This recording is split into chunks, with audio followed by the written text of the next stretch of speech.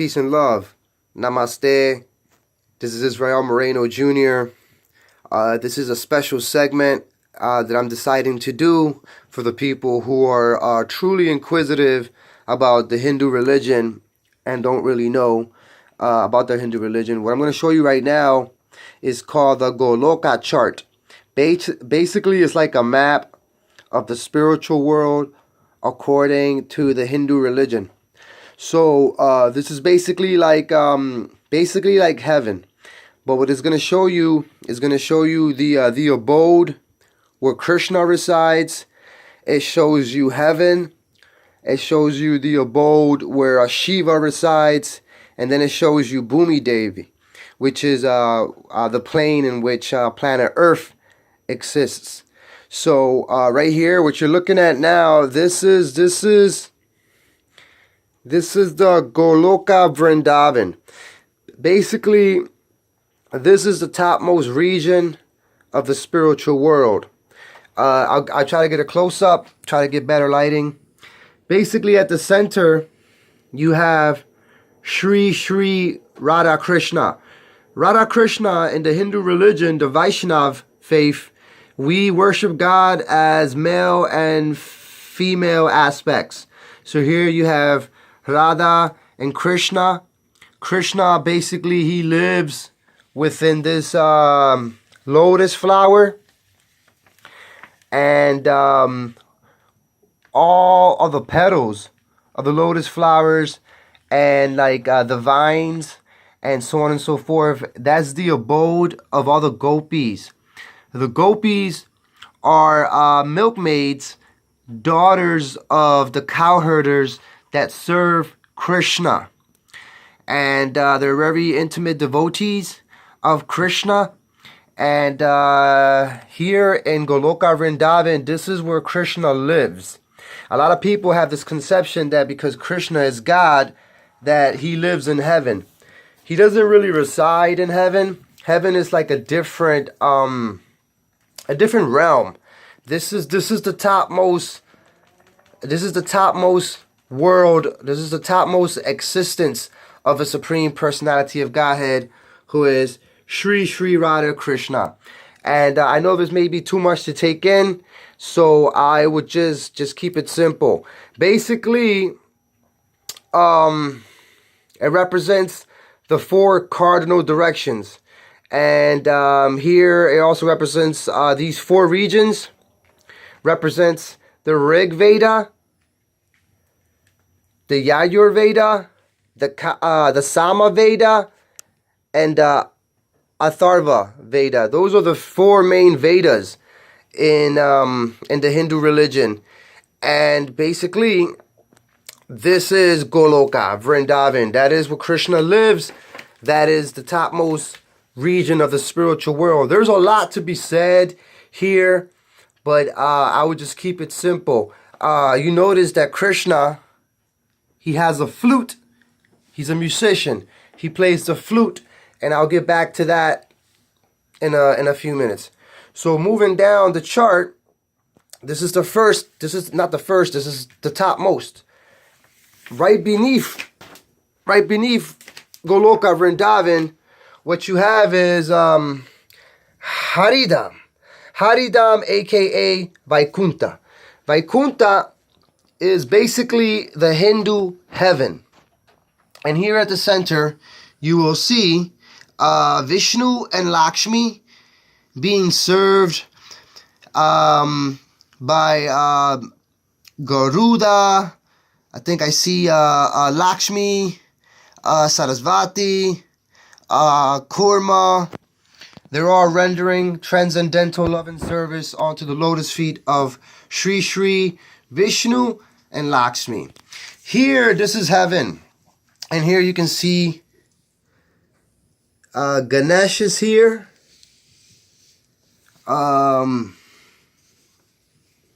We got Lord Narasimhadev is here. Durga is here. Garuda is here.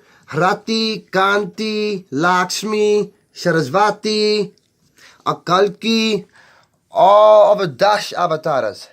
The Dash avatars are the 10 principal incarnations of Lord Sri Krishna. And you can read more about that in the Srimad Bhagavatam, which is what people refer to as the Bhagavat Purana. And here is where all the countless Narayans reside in. So, once again, this area here, this is the spinning lotus, which is actually the abode of Sri Krishna. Sri Krishna's in the middle. He shines like a diamond, the 4 cardinal directions. And this is, like I was saying, this is basically heaven. So a lot of people in the material world, depending on what type of yoga you practice, it determines your destination. If you worship Krishna and you're successful, you'll go straight to the top abode, which is Goloka, Goloka Vrindavan. If you worship any of the countless demigods like Ganesh, Shiva, Durga, Kali, Hanuman, so on and so forth, you will be in the realm of Haridam, Vaikunta. So right beneath, basically right beneath Haridam, there is a separation, because now we're getting into the material world, which is the world that we live in. So you can see here, this is these clouds. This clouds is called the Mahatattva. Mahatattva.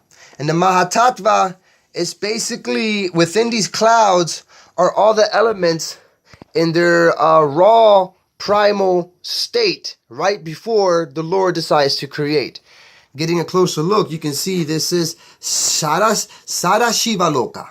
So basically, the controller of the material world, which is Devi Dham, okay, is Lord Shiva, aka Mahadev. Here we're referring to him as Shambho. And here within Mahash Dham, you have personalities like Maya, you have personalities like Ramadevi, okay? So basically what divides the spiritual world from the material world is the Viraja River. Viraja River, aka Karana Ocean. So here you can see there's a division between the spiritual world because of this spiritual river. And here we have a form of Krishna known as Karuna Dakshai Vishnu, which is pretty much the first expansion is Karuna Dakshai Vishnu. Get a closer look. Then another expansion is known as Garbha Dakshaya Vishnu. Here is a depiction of him laying on the bed of snakes, Ananta Shesha. And here it illustrates all the countless universes that are emanating from the pores of Lord Vishnu. So from his inhalation and his exhalation, like when he's breathing in and out, is the duration and the existence of the material world. After that, after his exhalation is life as we know it, reality, so on and so forth. And when he is exhaling, when he's inhaling, is pretty much the devastation, the cataclysm of the material world, and it goes around in cycles and cycles. These cycles are called there's yugas, and then there's kalpas. So within every kalpa, there's 4 yugas. I know this is a lot to take in, but I want to draw your attention over here because this is where we're at. So from this whole thing, this depiction of the spiritual world, from this whole depiction, planet Earth, it's right here. This is Earth. So Vishnu, Garbhodakshaya Vishnu, from his navel, from his belly button, comes a lotus flower. And at the top of the lotus flower, it is the first created human being of the world. His name is Brahma. He is like the grandfather of the universe. Basically, he creates the earth and everything in it. But within the earth and everything in it, you can see that there is the Param Atma. So the Paramatma is the Kiroshodakshaya Vishnu. This is the soul.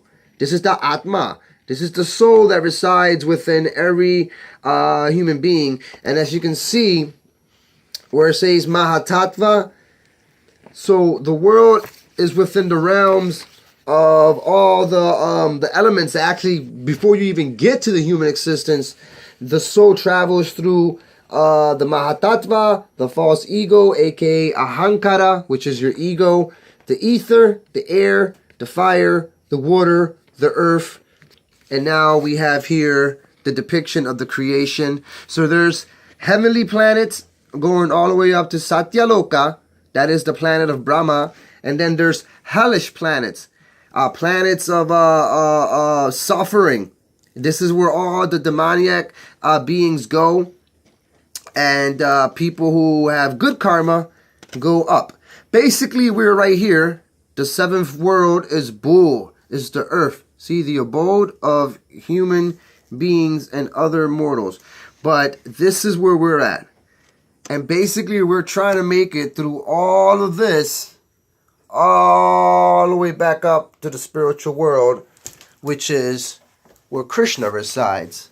So I will touch on this topic a little bit more again. Any questions, you can DM me or write it in the comments. Namaste.